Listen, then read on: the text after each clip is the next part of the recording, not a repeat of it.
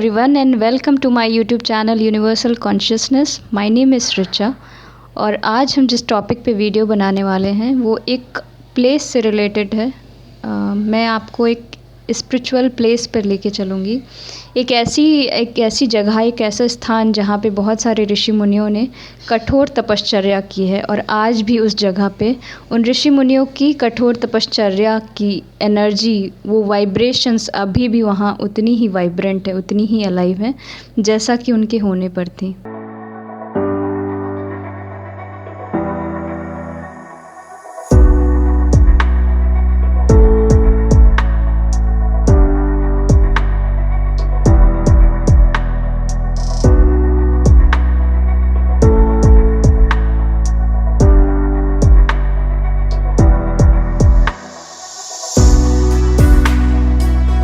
भारत में बहुत से ऋषि मुनियों ने कठोर तपस्या और साधना की है और इन कठोर तपस्या का ही फल है जो ऐसे स्थानों को आध्यात्मिक ऊर्जा के केंद्र के रूप में परिवर्तित करती हैं। आप देख सकते हैं कि हमारे दोनों ओर काफ़ी घने जंगल हैं। अगर आपको इस प्लेस को विज़िट करना हो तो September October would be the best month to visit here because बहुत सारे वाइल्ड एनिमल्स यहाँ पे देखे जा सकते हैं। तो बेटर है कि सेफ्टी के पर्पस से आप तभी आएँ जब दिन काफ़ी खुला हुआ हो और साफ़ हो। बारिश में यहाँ बहुत झाड़ियाँ हो जाती हैं और ये रास्ता काफ़ी कठिन हो जाता है ट्रैवलिंग के पर्पस से। जिस रास्ते से अभी हम जा रहे हैं वही एकमात्र सूटेबल वे है वन कुटीर तक पहुँचने के लिए। पीछे वाला एक रास्ता और है जहाँ पे नदी पड़ती है, तो सबसे सेफ़ेस्ट रास्ता यही वाला है। तो आपसे रिक्वेस्ट है कि जब भी आप यहाँ जाएं सबसे सेफ़ रास्ता ही चुनें जो सीधे बंकी की ओर से आपको वन कुटीर तक ले जाएगा। एक स्पिरिचुअल सीकर के लिए ये बहुत ज़रूरी है कि वो ऊर्जा के उन सभी साधनों का भरपूर उपयोग करे अपनी आध्यात्मिक उन्नति के लिए। एक ऐसा ही एनर्जी सेंटर है बाराबंकी के बंकी ज़िले में स्थित वन कुटीर श्री अभय संन्यास आश्रम। ऐसा माना जाता है और this is a fact actually कि यहाँ पर बहुत से ऋषि मुनियों ने कठोर तपस्या की है। जब हमने यहाँ के पंडितों और आश्रमवासियों से बात की तो हमें पता चला कि प्राचीन काल में विश्वामित्र मुनि ने भी यहाँ तपस्या की थी।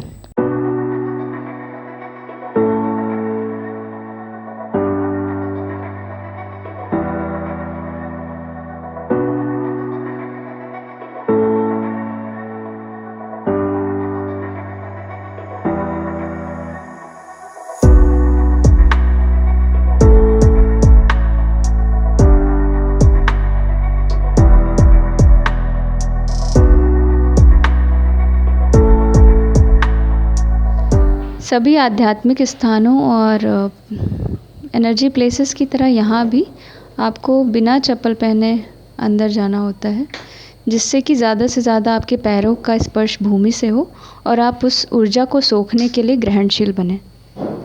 आश्रमवासियों से बात करने के बाद हमें ये पता लगा कि यहाँ पे विश्वामित्र जी ने अपनी तपस्या पूरी की थी। आश्रम निवासियों और संतों से बात करने पे हमें पता लगा जो संतों की लाइनेज में सबसे नज़दीक के, सबसे रीसेंट के संत हुए जिन्होंने यहाँ पे कठोर तपस्या की और ब्रह्मलीन हो चुके हैं, उनका नाम है श्री स्वामी दयानंद सरस्वती जी महाराज। अब हम यहाँ के वातावरण पे भी थोड़ी नज़र डालते हैं। यहाँ की प्राकृतिक छटा हर ओर जहाँ भी देखो मन को मोह लेती है और यहाँ आप जिस भी ओर देखते हैं काफ़ी पुराने वृक्ष लगे हुए हैं। ये पेड़ पौधे ऐसा लगता है मानो संत स्वरूप ही हैं और साधकों को आध्यात्मिक ऊर्जा प्रदान करते हैं। यहाँ पर एक वृक्ष है जो 100 साल से भी अधिक लंबे समय से यहाँ उपस्थित है और आप देख सकते हैं कि इस वृक्ष की जटाओं ने भी, ये बरगद का पेड़ है, इसकी जटाओं ने भी अलग से वृक्षों का रूप ले लिया है। ऐसा लगता है जैसे कोई ऋषि मुनि ही यहाँ तपस्या में लीन है। इस वृक्ष ने लगभग पूरा आश्रम अपनी छाँव के माध्यम से कवर कर रखा है। ये खड़ाऊ जो आप देख रहे हैं ये स्वामी श्री दिव्यानंद सरस्वती जी के महाराज। ये छोटा सा मंदिर यहाँ पे श्री स्वामी दिव्यानंद सरस्वती जी महाराज का है। जैसा कि आप देख रहे हैं, पीछे बरगद का पेड़ है, उसी की छाँव में ये मंदिर है। आश्रम वासियों के अनुसार स्वामी जी ने ज़्यादातर समय अपनी तपश्चर्या का यहीं पे बिताया है। इसीलिए उनके जाने के बाद यहाँ पे उनके खड़ाऊ आध्यात्मिक दृष्टि से रख दिए गए, जो यहाँ आने वाले साधकों में उसी आध्यात्मिक ऊर्जा का संचार करते हैं, जो उनको कठोर तपस्या और आध्यात्म की ओर ले जाए। हम मंदिर के सामने एक छोटा सा हवन कुंड देखेंगे। यहाँ पे ऋषि मुनि, साधु संत जो भी यहाँ आते हैं वो हवन करते हैं। उसी के सामने एक शिवालय भी है, जहाँ पे गौरी गणेश समेत भगवान शिव शंकर की शिवलिंग विराजमान है।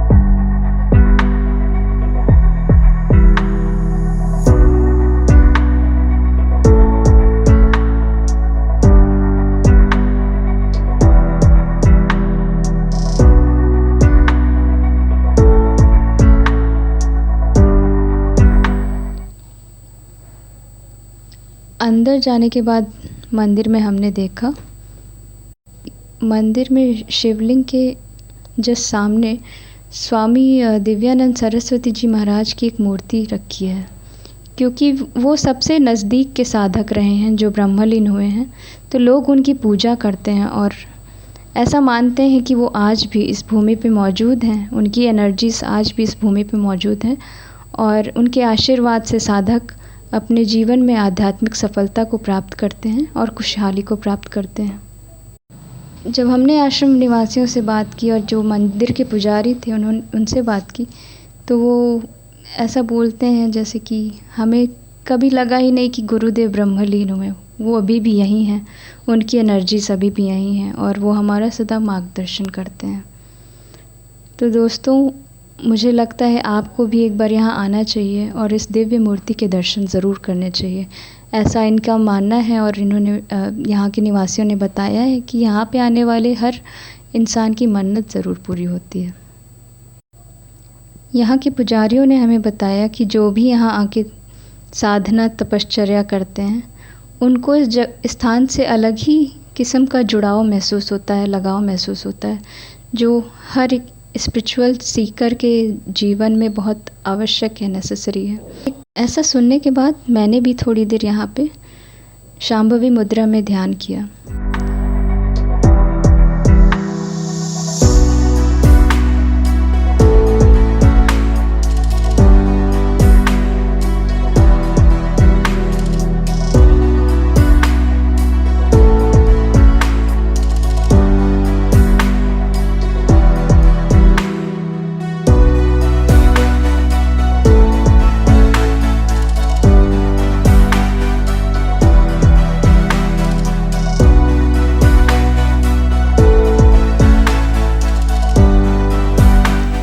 इस स्थान में पीछे की ओर जाने पे जल का एक विशेष स्रोत हमें दिखाई पड़ा, जो एक नदी के रूप में बह रहा है।